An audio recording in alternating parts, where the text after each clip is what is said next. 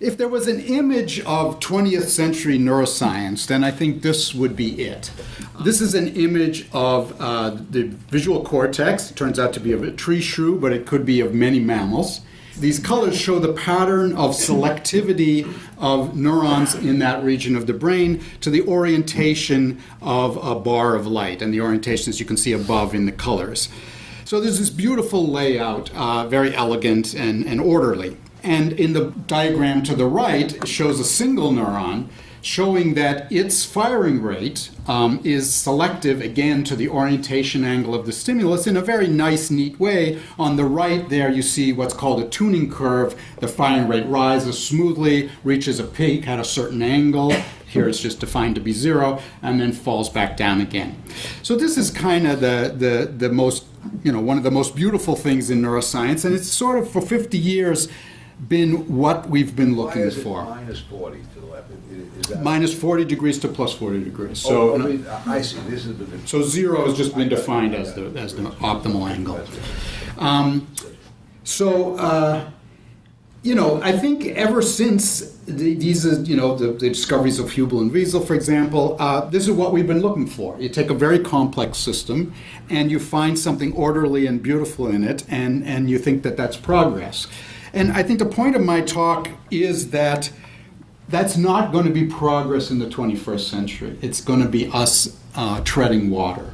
I think it's absolutely crucial, if we're going to move on, that we stop looking for this. As satisfying as it is, as beautiful as it is, I don't think that's where we ought to head. Giving this up is giving up a lot, and really the point of the talk is to discuss what are we losing and how do we move on if we accept the kinds of responses in the brain that don't look like this. Just before I go on, I might mention that what we're looking at is less than 50% of the variance in visual cortex. So this is probably not even a very good characterization of what happens in visual cortex. It's the part we like looking at. Okay? This is, as I say, what people have kind of done ever since. You have an animal doing a task or looking at a stimulus or listening to a stimulus, whatever. You record from neurons, and you try to find some kind of tuning curve or some kind of response that correlates with an element of the task, a parameter of the stimulus, a parameter of the response. That's what you try to do. But there's a lot of reason to think, and the reason that I said I don't think we can make progress if we don't move on from that as you move along sensory pathways and get closer to things like making decisions, taking actions on the basis of stimuli, you're going to inevitably run into neurons that depend on a number of stimulus features, that depend on different modalities of sensory input, that depend on context signals. What task am I doing? Do I feel like doing it? And you're going to get responses that are incredibly complicated when that happens because they'll depend on many things. Now, if you want to go back to the previous picture, what you usually do is you average over all of these factors that I've listed on the left here, except one, and see what's left. But there's no guarantee that when you do that, you're going to get anything, right? You may get 0, you may not get anything simpler. There are only going to be very special cases where you get one of these beautiful tuning curves from this. And Stefano Fusi has really stressed that in doing more complicated tasks, it's essential that you do this. It's not a profoundly difficult point to understand. You've got to bring that information together, and when you do, the first thing you get is a mess. That's yeah. Quick question. If you superpose this and this, what does the image look like? If you superpose perpendicular. Yeah, okay, so you get the whole subject of physiology. This curve will stay the same but often be a little suppressed, so you'll get an equal curve a little lower. Or would you get a superposition of the response to the blue and red? No, and not in any neuron. You just get a suppressed response. And the pattern. Okay. The pattern refers to all orientations, so it already has all of them in there. In other words, this is what you get exposing all different orientations, and the colors represent which orientation gave the most response in that area. So that's a map that's forever. It doesn't superimpose. I just wondered if it's linear or not. Yeah, it's not. It's not. What you get from a perpendicular thing is a multiplicative suppression of that curve. So it's multiplicative, actually, in that. Okay? And if you zero in at the smaller piece for the would you get similar pattern? That is to say, you picked a particular area in the cortex. Yeah, so So if you sort of look at a smaller scale. zoom in, Yeah. not for this feature. You can look at other things that are represented here, but this, no, you just get what you get. Okay, so I want to just show you one example, and I'll come back and talk about it, of an extreme case of this forcing tuning curves on data. And that has to do with the motor system. So this is an experiment where a monkey is just trained to make reaches to different targets in different directions, very simple motions, and recordings are made from the motor cortex. And, you know, back a number of years ago, there was sort of an attempt to interpret this in this way of orderly representation. So on the left here, you see spikes coming from reaches to different directions. And on the right, another one of these tuning curves. But this time, it's the firing rate of a neuron depending on the direction of the reach. So this tuning curve here is the response of the neuron as a function of direction. So you're treating the motor cortex as if it's representing direction, almost identically as you would treat the visual cortex as it's representing stimulus angle, which is kind of weird because you're kind of looking at the motor system as if it was a sensory system.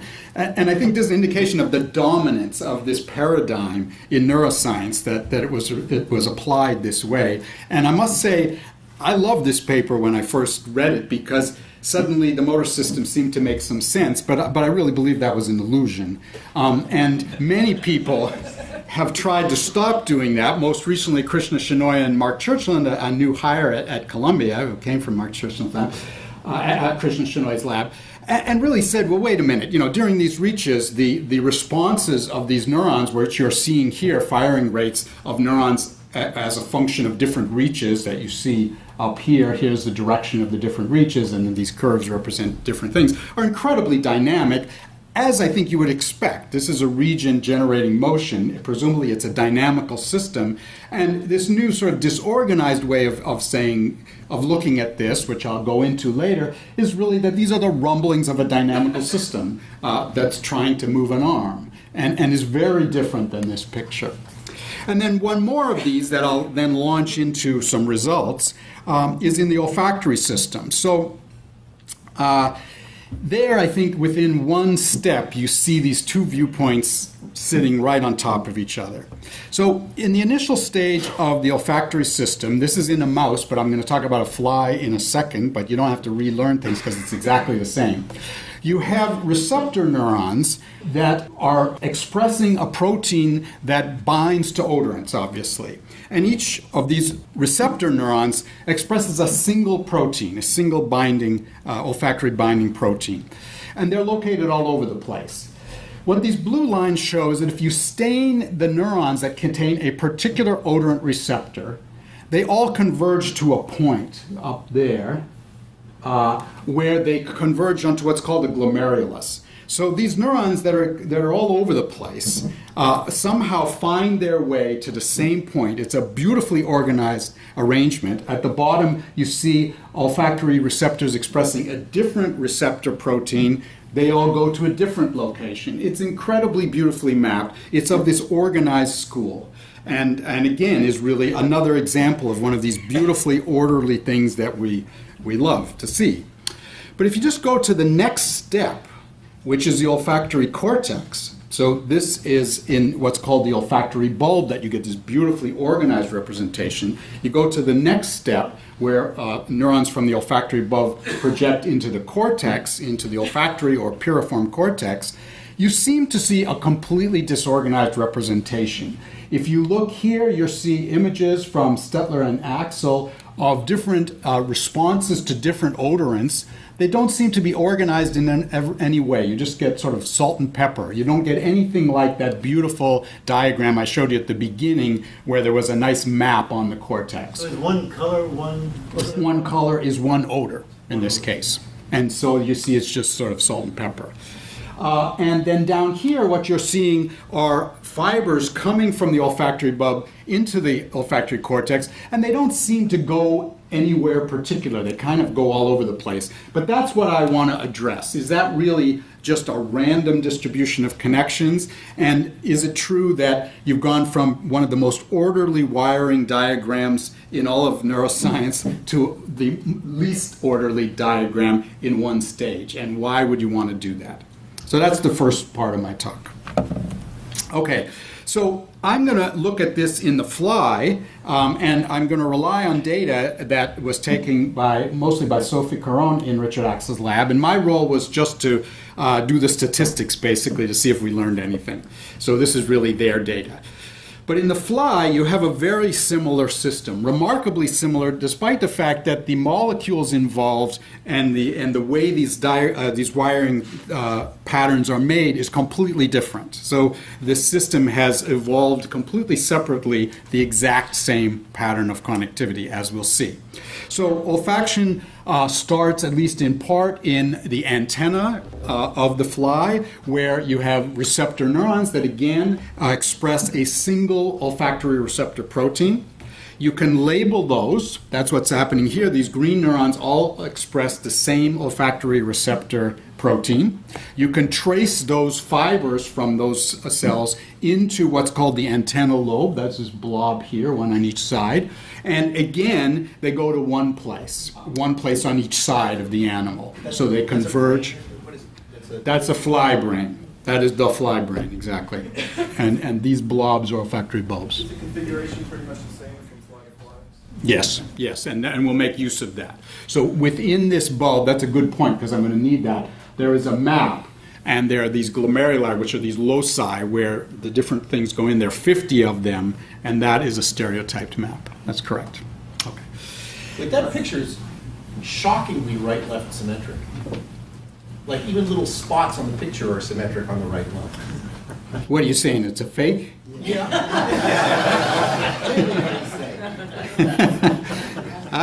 It's not my picture, it's Richard's picture. But I'm assuming. A spot right there and the same spot right over there. At least the green is not. But what about that spot? That's supposed to, I see spots that don't match. So there's that, yeah. I'm assuming it's not a fake, Charlie. All right. That's not sliced and splayed open. That would do it. Yeah, no. Those are two sides. Well, why is it being symmetric a problem? No, little spots on the picture, you know. Okay. It's true. But flies wouldn't have handedness, would they? I mean, they wouldn't. I don't know if a fly is left-handed right now. The right side of the crowd, who I'm now going to address, says it's okay. So you'll never get the pointer again. All right. So these are the loci. These are the glomeruli where these guys focus, and then what we're going to be interested in. So this is again orderly. There's a map here, beautiful map like what I started my talk with, where different places here correspond to different receptors. Then what's called a projection neuron takes up that signal and sends it up to the mushroom body, which is up here. And what we want to know is, what does the representation look like here? Is that order preserved? So for example, this projection neuron goes there, and a projection neuron that gets its signal from there maybe goes there. What happens at the next stage? That's the question that I want to address. There's a picture in the middle. So there's a picture with many green dots. Oh yeah, sorry. So that is the antennal lobe, and then all of the neurons expressing a particular type of receptor have been marked with green fluorescent protein. That's what that means. So those are the same pictures, so to speak, in different... They're the same pictures, but this one shows a particular subset. So this is like your first picture, but without coloring.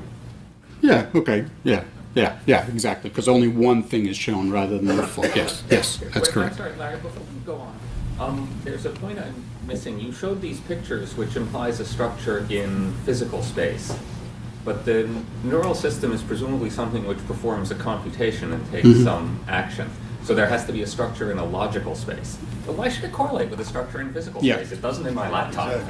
Right, and I am actually not so much looking for the map as much as what you're talking about. I am mixing them up a little bit, but you're right. There are two things going on. What he's saying is there's a physical map across the cortex, and then there's sort of the computation that's being performed, and does that require orderly, for example, inputs to a single neuron? But it could be that this one's here and this one's here. Well, they could have connections over long ranges, so Yeah, it's not. absolutely right. So, yes.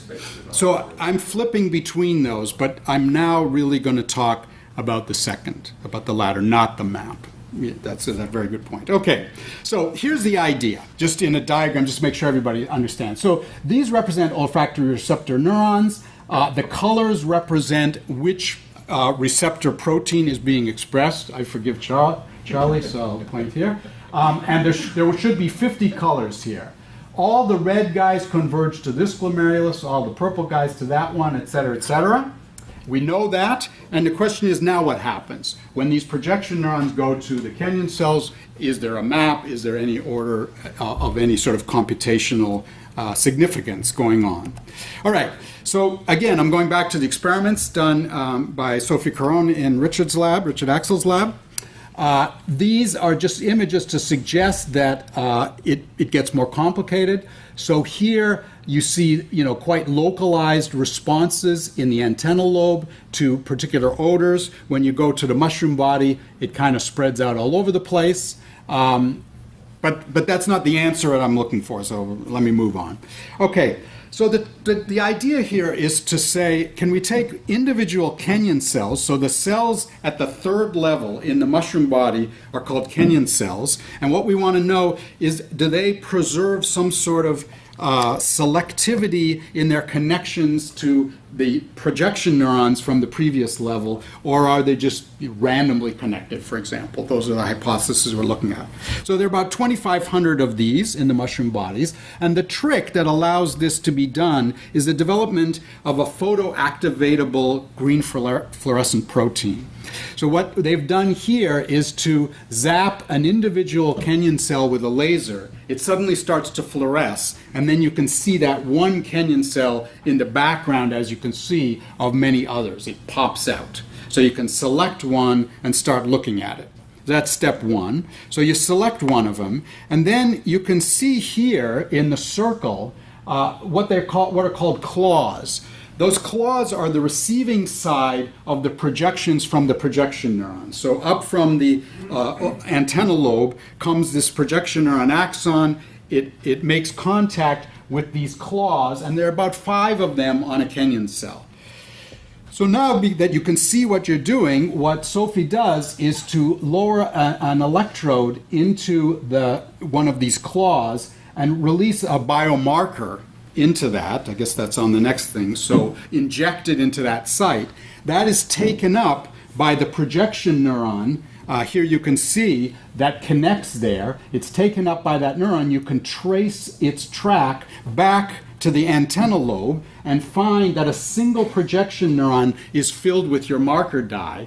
And then, because this map is stereotyped, that's why that was a good comment before, you can say which glomerulus is located there, and you can see the answer there written in red. They have names, so this is DP1M glomerulus. So now you know that cell is connected to that glomerulus. And if you know much about neuroscience, it's very rare when you can figure out the input to a neuron, and extremely rare when you can figure out all the inputs. Now, this isn't all the inputs to this Kenyan cell, but it's all the inputs from the olfactory side. So we can determine by tracing all 5 of these, and here's another example, but here's an example where multiple ones have been observed. We can say a particular Kenyan cell connects to this set of glomeruli or this set of glomeruli. We know the full connectivity. As I say, yeah. The different claws get different inputs, or is it all uniform? A given Kenyan cell is getting the same kind of input. So, that's one thing we can do. We can determine, right? Because we can trace back different claws and see if they go to the same glomeruli. That's why I'm asking. They don't. I'll show you. Only very rarely. I think once in the data set that happened. What is glomeruli? So glomerulus is the locus where the olfactory receptor neurons make their contacts with these principal neurons, and where they all hang out for one receptor. Okay. All right. Numbers, the more receptor cells and Kenyan cells than glomerular. There are 50 glomeruli, 2,500. And same thing. Kenyan large cells. number of receptor cells also. There are a large number, but 50 types. But yeah, hundreds. So I mean. there is a projection into smaller number and then projection back to a larger number. Yes, there are about 5 projection neurons per glomerulus. And So in the developmental process, since fly has a complex development, is there an olfactory system in the? yes, and it changes. It changes. Some of the receptors carry over, others die out, and the new ones come. So it changes quite a bit from the larva to the fly. Okay, so you end up with a table like this, and there's a lot of talk about connectomes, and there's a lot of data, but this is actually sort of a connectome data slide, a rare phenomenon, and so this is just a big table. That was an insult to the, in case people didn't realize it.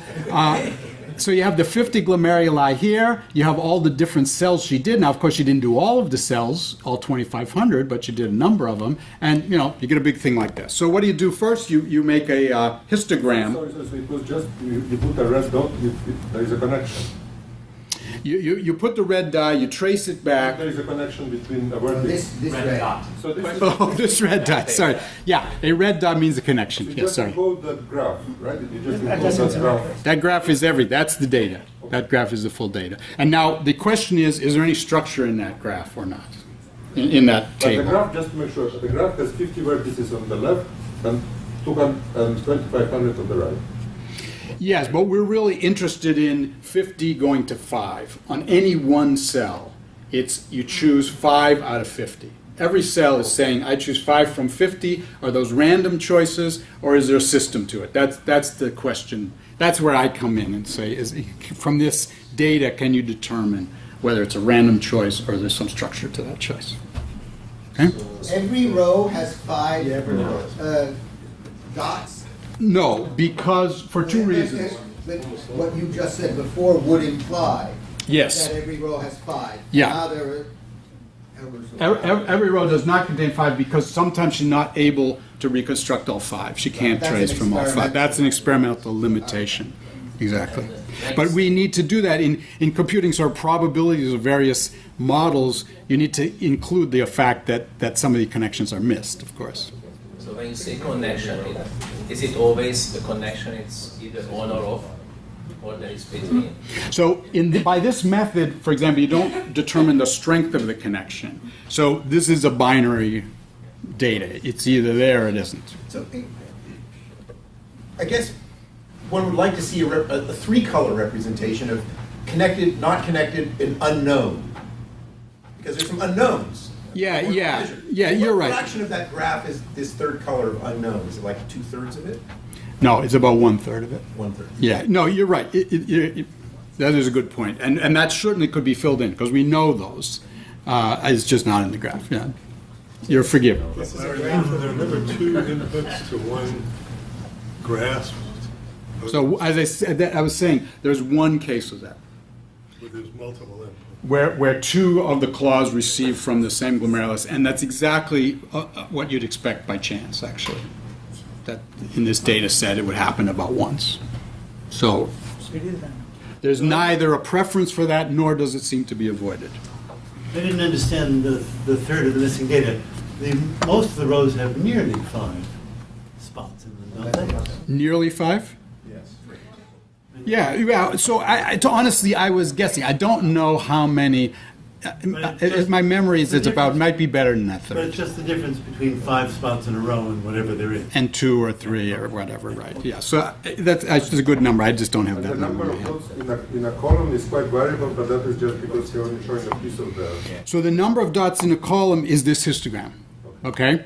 So and that's the first result. So you get this histogram. There are 50 glomeruli going across, and these are the counts. How many times did you get a hit for these. You can see there's some missing ones, and there's quite a bit of variability. And the first result, if you want, is that you can do some Monte Carlo, or you can calculate the probability and say, is this consistent with a uniform graph? And for example, there's an example of a Monte Carlo pick with a uniform probability distribution, and it is not.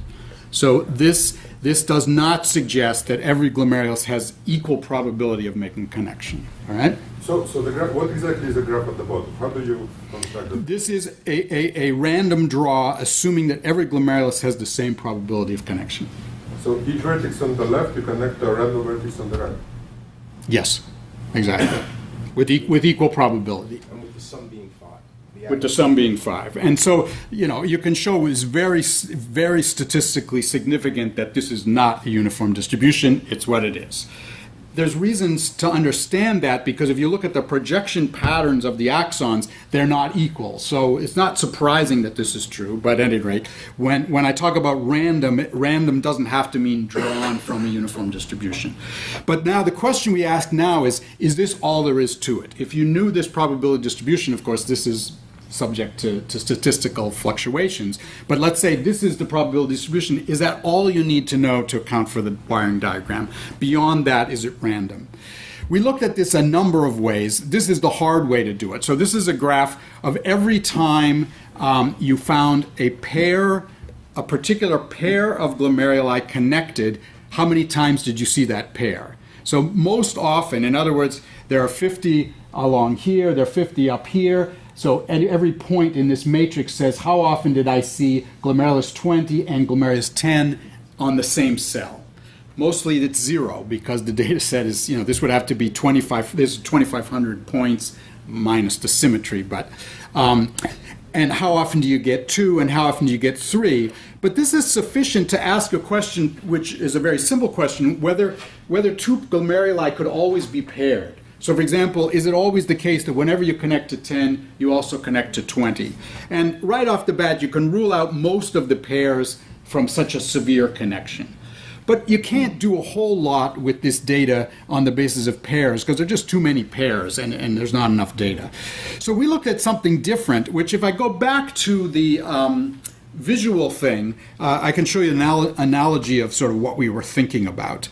The reason that these V1 cells are orientation selective is because they get input from the thalamus, the lateral nucleus of the thalamus, from cells which respond to light in different areas. So these circles represent the region of space where LGN cells respond to light. Here's a V1 neuron. This dot's supposed to represent a neuron, but they receive input from an aligned set of those cells. So obviously a bar of light that's in the vertical direction is going to hit more of those input cells than a horizontal thing. So that's how V1 cells are thought to become directional selective. And because of that, if you imagined knowing 2 of the inputs to a V1 cell, then you'd be able to tell very much about the remaining inputs, right? You'd say, okay, if this cell has two inputs like that, it's probably aligned more or less in the vertical direction,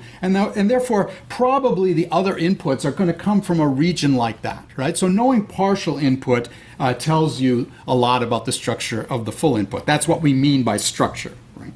So we tried to do the same experiment. And that was the following. We said, suppose that the projection neurons, or equivalently the receptors, could be divided into categories. And I'll tell you what these categories are in a second. But you could imagine various ways of thinking of dividing things into categories.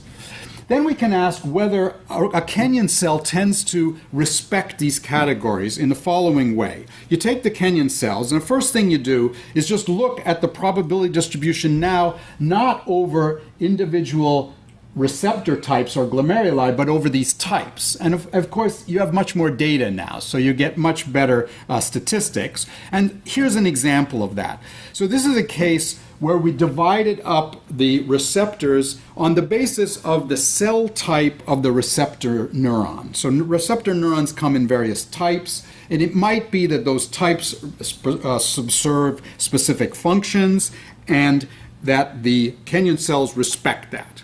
So this is just a guess on what the structure might look like. In other words, if we're looking for a structure, we got to make a guess about what that structure might be. So these are different kinds of cells, and here's the histogram across those different cells. So far that, it's just like the histogram I showed you. I don't understand that. What is basic? Okay, these are different kinds of olfactory receptor neurons, not characterized by their receptor, but by their anatomical features.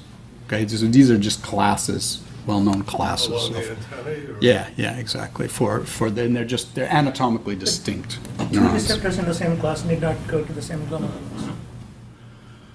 Only if they express the same receptor. Right, that's right. Right. So this is just a hypothesis. If you want, you can put any labels here, and we're going to put a bunch of labels as a hypothesis for how you think things might be grouped.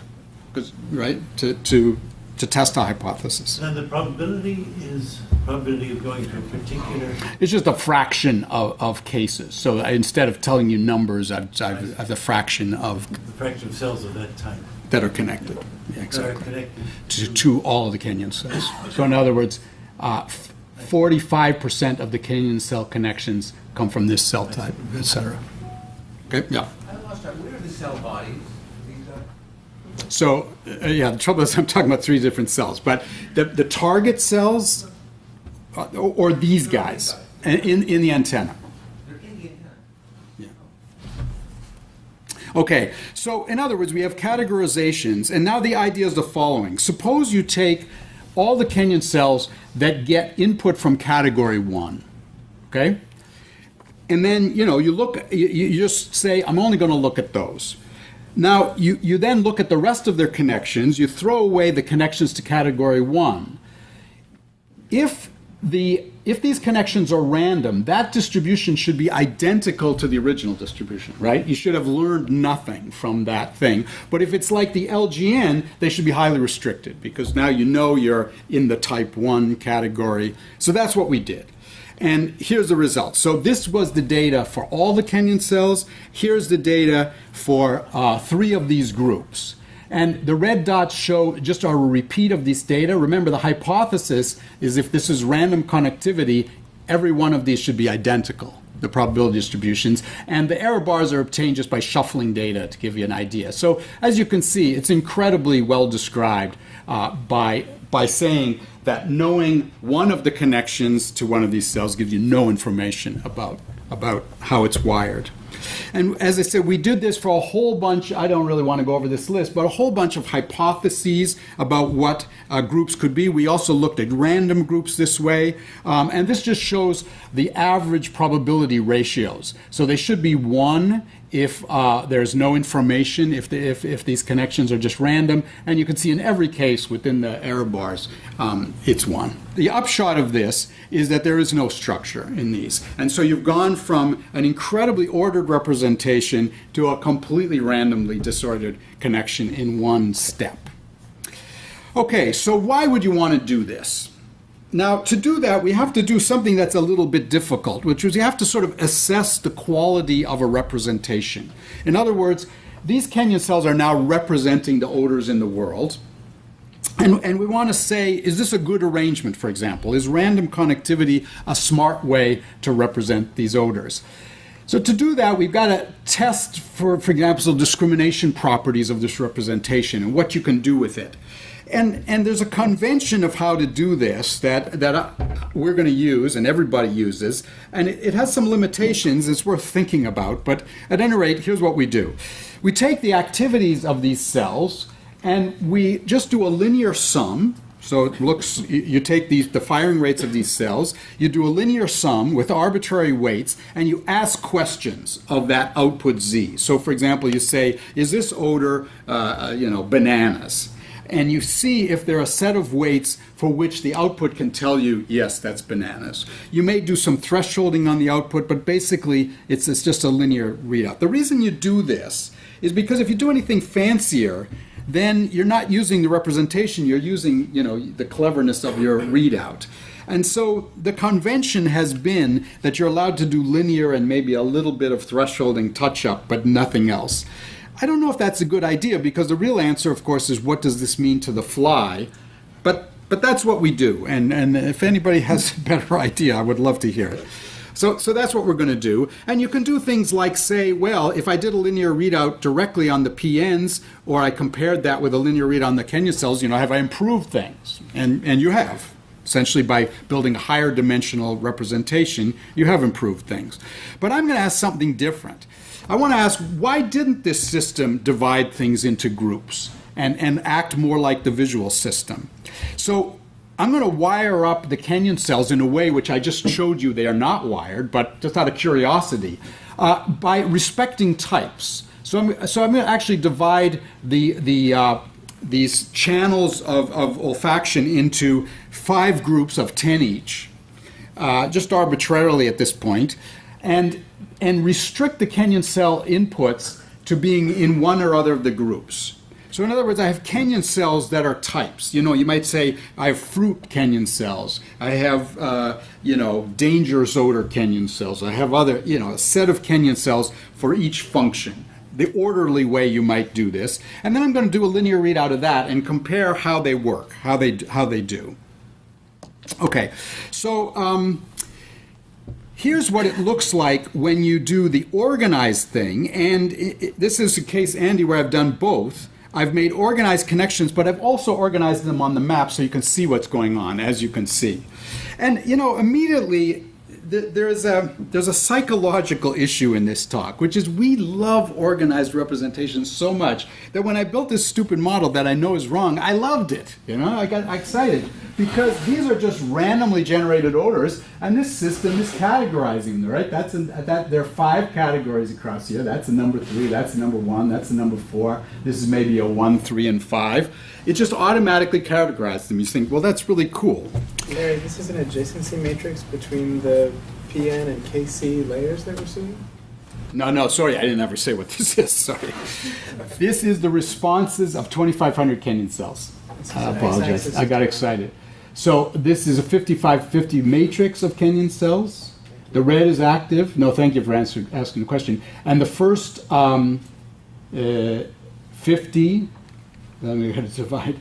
The first 100, rather, are of type 1, the second 100 of type 2. So when you see a stripe like that, it means the thing is categorized. The thing has a type 3.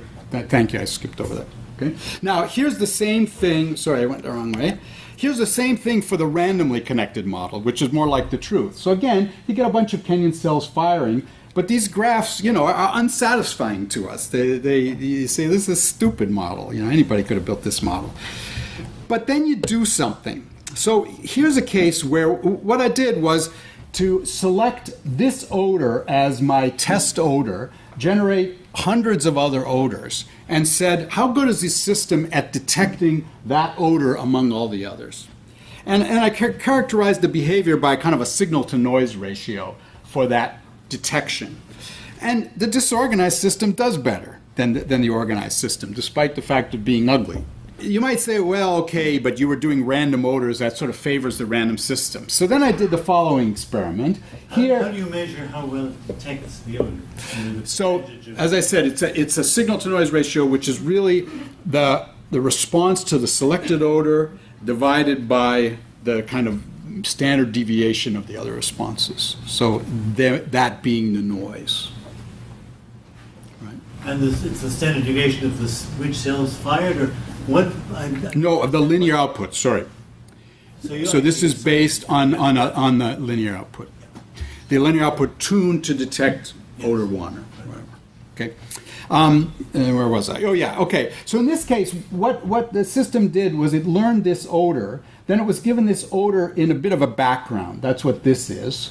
And then asked to discriminate this case. So in other words, how good is the system at discriminating an odor? But I purposely chose it to be an odor of type 1. I'm sort of favoring the organized system here. And again, I describe it with the organized system because you can see what's going on. But if I show it here, it just looks like a mess.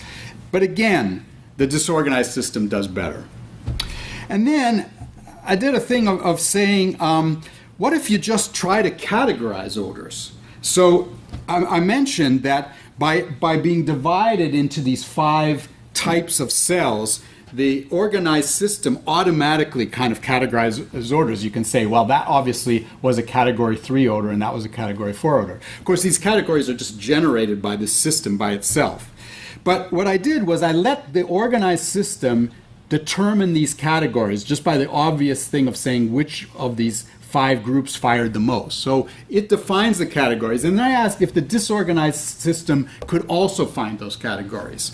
Now in this case, it can't do better than the organized system because the organized system defines the answers. But here's an example. So here are 100 odors that have been categorized by the organized system as 1, 2, 3, 4, 5 category. So there they are. And then you ask the disorganized system to do it, and it does it perfectly correct. So even at categorizing odors, the organized system is no better than the disorganized system. So the answer to this part, let me see how I'm doing for time, is that I can't see any reason why not to be random at this point. Once you want to combine information from these different olfactory pathways and use it to do discrimination and things like that, random is as good as anything, given that you're going to have to deal with many odors. You don't really know which ones are going to be important. I mean, of course, if you had 3 odors you had to deal with in life, you could wire this up for the 3 odors. But given that that's not the case, this is a case where random is probably very close to optimal, and you don't know what optimal is anyway. So the real question is, why did this system go to all this trouble of being so highly organized rather than why does the other one? And that's very simple, and any of you who will think about it a little bit will realize that when you don't want to mix things, when you have input when you have an identical information coming in on many channels, you all know this, the best thing you can do is average them. Get rid of the noise. And so that's what the system does. It brings them together. It's the most efficient in getting rid of noise. But then as soon as you start to do work, you randomize it. And I would argue... I mean, if you just take a random graph like that, you cannot embed large. You cannot embed it in 3-dimensional space. So you can... It's not exactly a random 5 regular graph, but close to it. And if you take a large random 5 regular graph, you cannot... What does 3-dimensional space have to do with it? Well, it takes too much volume. So... No, but what 3-dimensional space? This 3-dimensional? No, the graph that you take is basically a random 5 regular graph, almost. Not quite, because you have more vertices. So if you had the same number of vertices on the left and on the right, the graph that you're constructing is basically a random bipartite 5 regular graph. And if you take a very large graph like that, it will be an expander. And you cannot embed expanders. So if you have a graph on vertices... But why do I want to embed it in 3 dimensions? Because you have to put it in the brain. I mean, you take some... Do you understand how that's related? I mean, why can't you... Because, well, you consider it as a purely combinatorial object. But then if you want to put this combinatorial object into 3-dimensional space efficiently, it will take, if you have a graph on n vertices, it will take a volume of n to the 3 over 2. Because, these edges will have some volume. So many edges. Yeah, but I think that's... It's not a trivial thing. Yeah, but I would say that's probably what restricts it, for example, to being 5 inputs. You're just talking about room. Maybe we'll discuss it. Yeah, okay. Anyway, it's in there. Right, but if it was not in the brain, if you constructed this graph as a combinatorial object, and then you try to put it inside of a, But only if you preserve the edge length. No. I allow arbitrary lengths, but each edge will take some volume of your... But they're the same number of edges whether it's random or not. No, but the feature that a random graph has is an expander, which implies that you cannot embed it efficiently into a small volume in a 3-dimensional space. So you're saying it can't be random for that reason in this strong sense? It cannot. Yeah.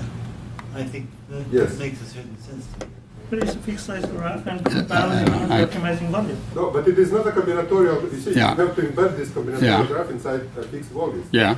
And then But I have a fixed number of connections. I have 2,500 cells. I have 5 connections. I mean, I'm not going to n equals infinity or anything like well, that. it's pretty big. It's a pretty big graph. So It's pretty big, yeah. if you take a big, if you take a big random regular graph, you will not be able to embed it into small volume. We should do this off. Yeah. It's interesting. Okay. Okay. Yeah. So I would argue, why not? Okay. So let me go more quickly and try to do another example. This example of motor cortex. So again, Not what? why not random? Thank you. Okay.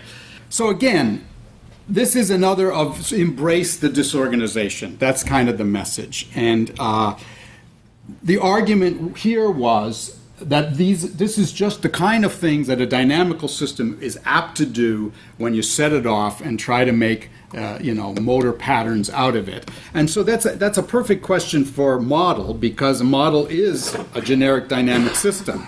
So the question is this kind of consistent with what you'd expect from a generically wired, again, randomly wired dynamic system making the appropriate motor patterns. So let me try to explain what that means. When the animal reaches in these experiments, reaches to multiple targets, and there are sort of 3 kinds of things recorded. These are activities from either premotor or motor cortex neurons, and those are firing rates over time during the task from the time a target comes on. Then somewhere in here it's not shown, there's a signal that the animal can move. So the target comes on, and what you can see here is the animal then plans its motion, but there's no movement during this period. This is all planning activity. Then at some point there's a signal, which isn't marked here, that says you can go. And then this is when the arms started to move. And the reason that they couldn't mark the go signal is because if you lock things here to the start of the arm motion, then the go signal will jump around, right? Because the latency of the motion isn't always the same. Anyway, then you can see that this activity on the right here does correspond to the arm moving. So did you say what color is in this? Different colors are different arm movements. So different directions. There's also different speeds. Do you know the time scale? Yeah, the movement is about a half a second. So from movement onset to the end is about a half a second here. And then they also record muscle activity. That's what this is. So these are electrical signals from the muscles that are actually performing the movement. So the idea here is the following. That perhaps motor cortex is kind of making a map from this planning activity, which is sort of considered to be perhaps an input to the system. Perhaps it's just the system reflecting some planned activity being transmitted to the system. And all of this activity is an attempt to get this to map to that, right? That's sort of self-evident. So that's and then the question is, what's the stuff in the circle doing? So that's a perfect question for a model. And so this is actually not work that I did. This is work that David Cicilla, a former graduate student of mine, and Mark Churchland did. But it uses a framework that David Cicilla and I developed. So here's the idea of what they wanted to do in a model.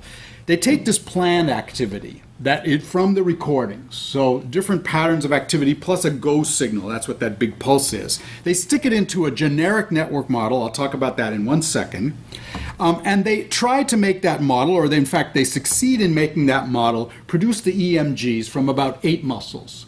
So a bunch of these green wiggly lines, that's the output of the system. And then the question is the dynamics internal to this system look anything like the dynamics in motor cortex?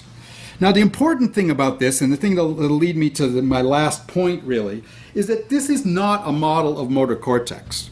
This is sort of a generic dynamic network model.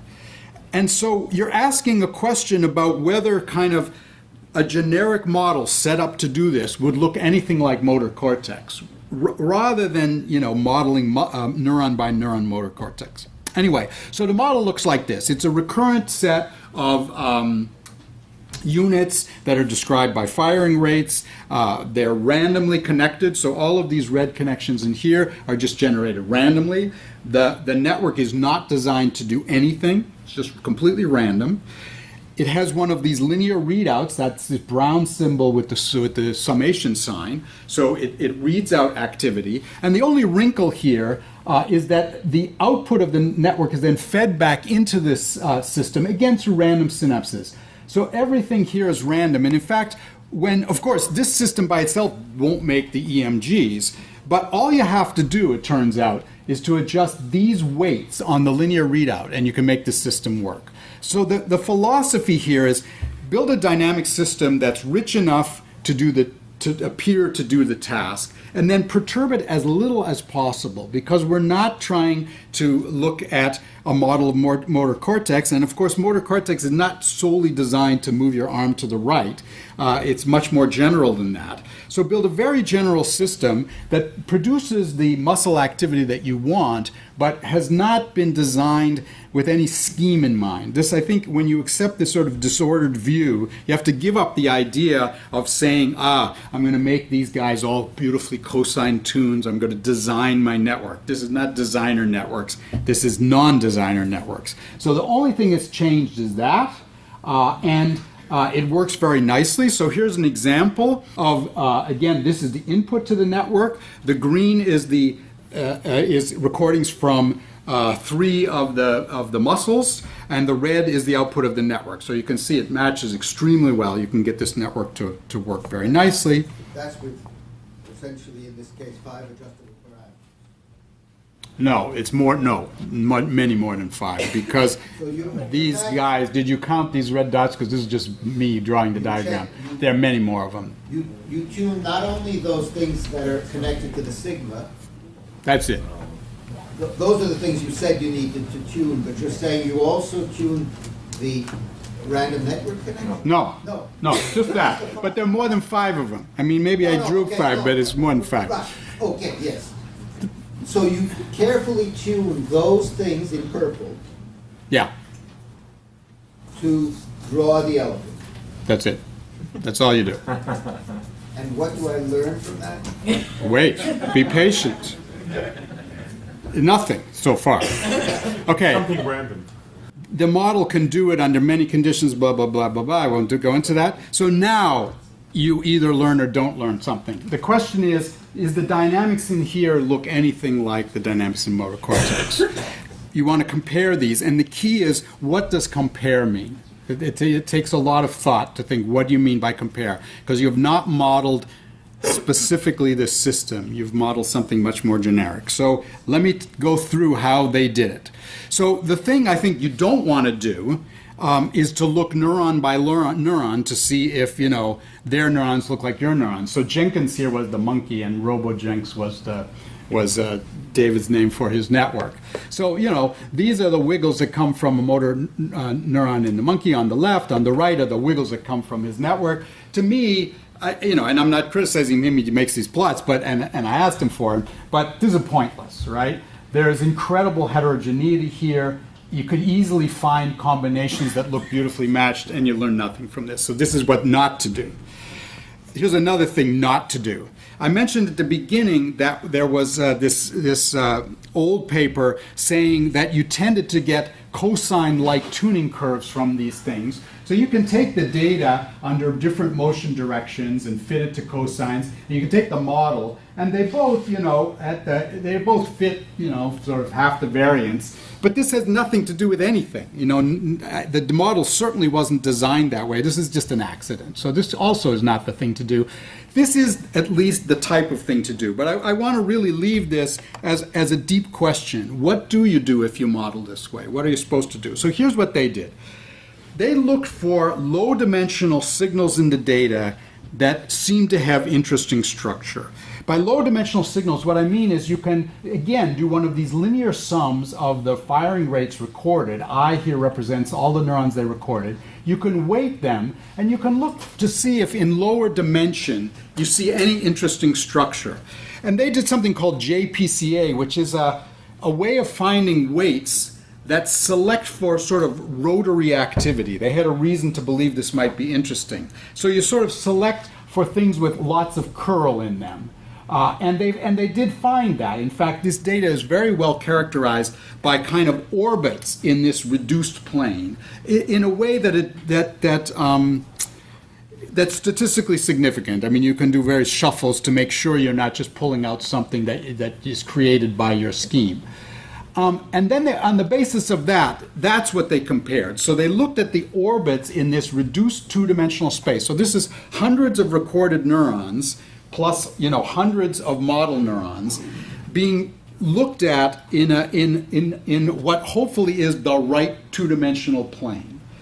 What you project the data into this. It's being projected into a two-dimensional plane that has been deviously chosen. And what you see in the data are these orbits. They always go the same way, and these are for many different motions. They're very similar. They look almost like orbits that start at different phases for different motions, and that's what you get. Now, this is a sort of a measure of goodness of fit that's just defined to be 1 for the data. Now, they built an original model that kind of got it right, but was disappointingly different. I can't show you this in a picture, but if you really look in detail at the shapes of these orbits and compare to this and use this metric, which I'm not going to bother to describe to you, you don't get to anything particularly great. And then they realized that they could make it better essentially by making the original model more linear. So I told you that we wanted to start in this work with a very rich dynamical network because we thought if we're going to get out things from monkeys, we better start rich. What this analysis told us, we started out too rich. The dynamics of the model is actually richer than the recorded dynamics under these conditions of the real neurons. And so this improved model is essentially somewhat linearized. And it does extremely well. It captures this. And I'll just show you a little, this for entertainment since I'm closing up, a little movie of how this goes. So during the reach, and the preparatory motion, actually. That's both some of the preparatory motion. You see these sort of orbits that, when you do a more detailed analysis, really match quite well. So I just want to end with a little bit of philosophy here. So, and this applies to every biological system. You have a biological system, and what I've argued is you can look for order in it, but certainly for cognition, I think you're never going to get the answer by looking for order. You'll just get little orderly sub-pieces. So if you want to embrace the messiness of these biological systems, you need a different form of modeling. You see, the form of modeling, if you take the cells I talked about at the beginning, very nicely orderly, visually selective cells, you can go ahead and build a model directly of those cells, and you can ask whether the conductances of this real cell match what you put in the model. You can play that game, and then you can say, my model did this, or your cells do that. You can play this game. I think as soon as you go to these disorderly, more complicated cases, you give up on that. That's not going to work. And as you can see, the model I described was not an attempt to directly model the system. So what on earth do? Do you just give up? And I think, the reason people have avoided this is with the good reason that you kind of don't know what to do, right? When you give up this kind of connection. So I want to propose something, and it actually is what David and Mark did in that example. So on the theory side, we've always built abstract models that sort of underlie the more complicated models that we directly compare with data. And we've always looked at low-dimensional descriptions of those models because, of course, we have access to all the variables. So we play that game, and those circles mean that's a theory thing, But now, what we're getting in biological systems, when you don't just look at the piece of the problem that's orderly, are methods to also develop low-dimensional descriptions. That's exactly what I showed you. This JPCA was one of them. There are tons of them being developed now. We now have a basis to proceed, and sort of what I'd argue the role of modeling is to say, well, look, if I do a decomposition in my system where I can control everything and I find a good low-dimensional description, then one is that you can inform the experiment. So you can sort of develop in parallel methods of low-dimensional reduction, and then you can compare at that level. And although it may seem like a reduced program, it's not as glorious as up here. honestly, I think if we could do that, it would be fantastic. And I think it's the best we can do. Namely, our models are going to be somewhat generic. They're only going to be, if you want, if I can use a word from physics, kind of in the universality class of the biological system. And the universality class is defined by these low-dimensional descriptions. And if those low-dimensional descriptions are able to capture enough of the phenomenon, we'll get it right. And although it's hard to tell from this pathway whether that's true, you can tell it from this pathway, because you can really see, is my low-dimensional description really describing what my model system does? And I'll just end with saying that for this example I gave you, this actually worked, because although the model was very abstract, it failed at this point. It had to be revised before it could succeed. So anyway, that's my hope of how to proceed with this, with embracing the mess. All right, I'll end there.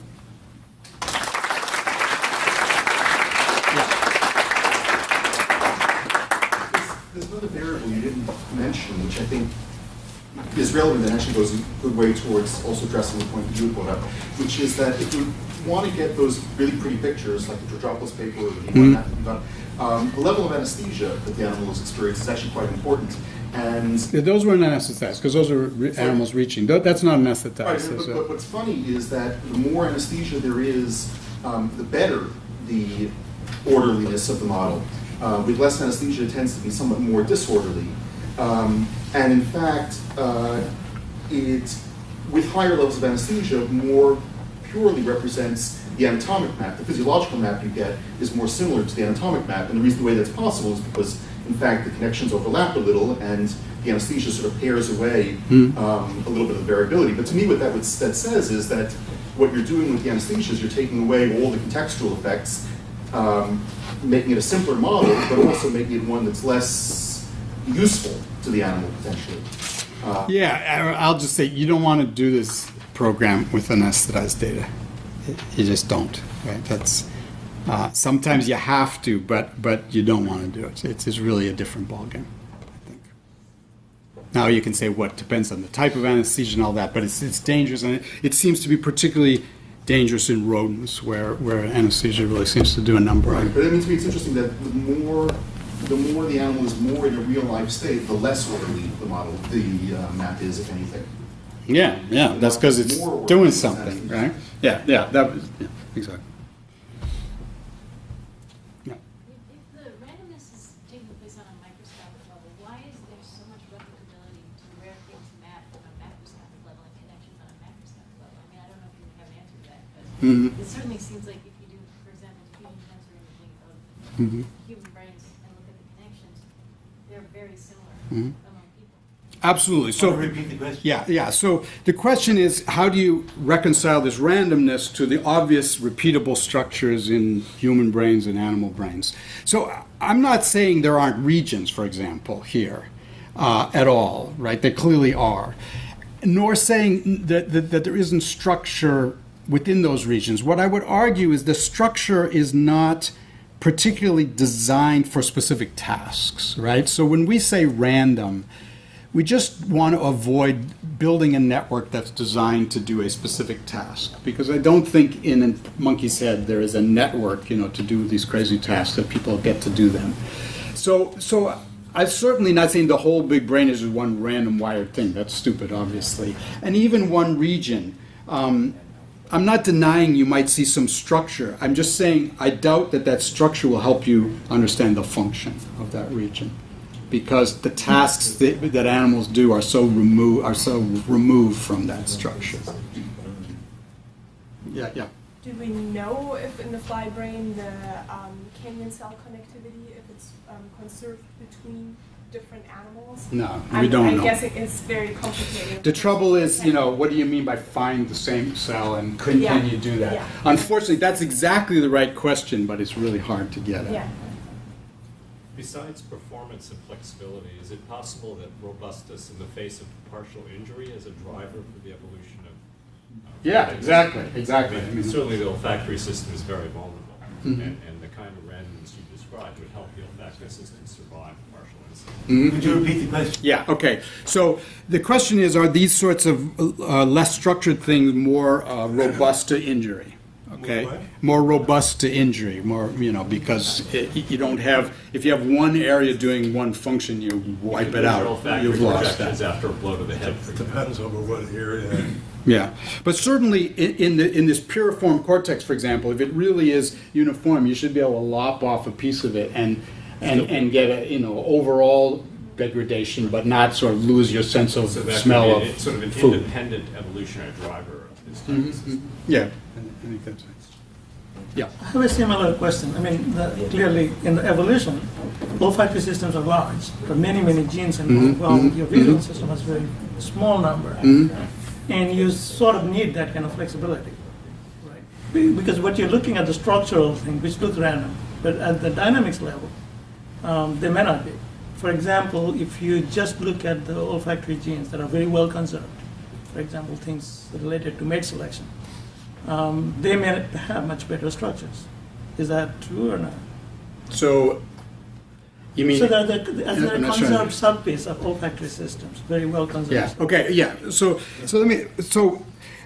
one thing Bud said that I didn't point out is in all these organisms, there are a huge number of genes dedicated to olfaction. It's a gigantic gene family. So there's an incredible amount of the genome devoted to this one thing.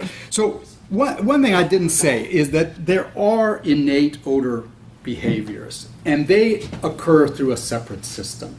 In the fly, they refer to projections that go from the antennal lobe, which I talked about, not to the mushroom body, but to the lateral horn. I just ignored those. Those are thought to be hardwired, sort of pheromone, social response kinds of things that are just innate, that cannot be changed by learning. So there is a parallel system. That's more like visual systems, so no. Well, I mean, maybe somewhat. Monkeys are scared of snakes innately. So why is the motion more similar to olfactory than to visual? Right? That's the other question. Yeah, I don't know if I would draw that parallel. I think it's just probably a lot of senses have this dual thing, but olfaction particularly because of things like pheromones, where you just go to it once you get the right pheromone. I didn't mention the other system because it wasn't the topic, but. Yeah. So in some sense, I still don't know whether I learned something. You made a rather generic network. You tuned the parameters. When the network was complicated, you did less well. When it was simpler, you did better. But the statement that in the end you get a network that has a similar low-dimensional projection, what does that tell you about the original biological system? So I think what it says is that it looks like a dynamic system made to build a complex set of basis functions for a wide range of dynamics. Just what you would probably have said it was, right? It's only that the people studying it have never talked about it in that language. But I would say this supports that, because if you do build a generic system that is just designed to build bases for complex temporal things, it looks a lot like it. Now, how far to push a lot, but this rotational thing is not trivial. For example, if you take the models that were based on representation, I think I have a picture of that actually maybe in here somewhere. This. If you take one of these representational models and make it look like, it doesn't look anything like that. It looks like this radial outward. So these models just don't agree with the data according to this projection. Now the key is this an important projection? And I would say, we've talked about the ways of reducing the data, projecting it to lower dimension, is the whole game here. Because if you do the wrong ones, you can get stupid things, or you can really find the core of it. And I think developing those methods is the mathematics of data analysis over the coming years. And that's independent of the structure. That's independent. You're going to have to do that anyway. So the fact that these dots are all over the olfactory cortex is irrelevant to that model. Yeah. The only thing is it implies, if you have to go to a low dimension, it implies that the individual neural responses are not that nice basis, right? In the visual system, it sort of seems like individual neurons already form a nice simple basis. In a system like this, the intervals neurons form a horrible basis. But if you look at it the right way, maybe you can make sense of it. But it's really critical not to screw that up. There may be developmental reasons for the organization of different nuclei, which are independent from the computational. Yes. In fact, that's why I would argue that the structure, say, in the visual system is not functional. It's wiring, developmental, it's other reasons. And when you say the visual system, you mean up to as we know it. I mean, it may be the next stage in visual processing. I mean, it gets more and more like the olfactory system, right? Exactly. Yeah. Yeah, but the preserving the structure for so long, as I say, it's wiring, it's developmental, but I think it has no functional particular significance. Yeah. The neurons are like the processors of the brain, of the mind. How much is known about their individual variability and the relationship between response and stimulus? A fair amount. You know, you can look at that within slices of brain, so you can slice up the brain and look at the input-output relations, and it's a huge part of neuroscience assembling that. And, you know, we certainly don't know everything, but we know a lot. We know, you know, how things are integrated. We know about sort of active processes of dendrites that involved there. You know, for me, I know enough. But if I was a slice physiologist, I would tell you I don't nearly know enough. It's a matter of opinion, but we do know a fair amount about that. One in the back? What's known about how neurons grow when organisms grow? Grow? Yeah. Well, those are development issues that I was just talking about with Jerry. So, you know, when you're a theorist, it's incredibly intimidating to say, you know, when you're done. I sometimes think of a theorist, you know, doesn't know anything but math and builds a model of the brain. It works perfectly, presents it, you know, to Jerry, and Jerry says it has to build itself. You know, you'd have you'd give up. So one shouldn't forget that the system has to build itself. But honestly, as modelers, we tend to not worry about that too much. So if we walk through those doors, in theory, there's wine and refreshment. Depending on how you. Is it a good theory? It's a good theory. And maybe Larry, who's going to stick around and keep up this discussion, especially.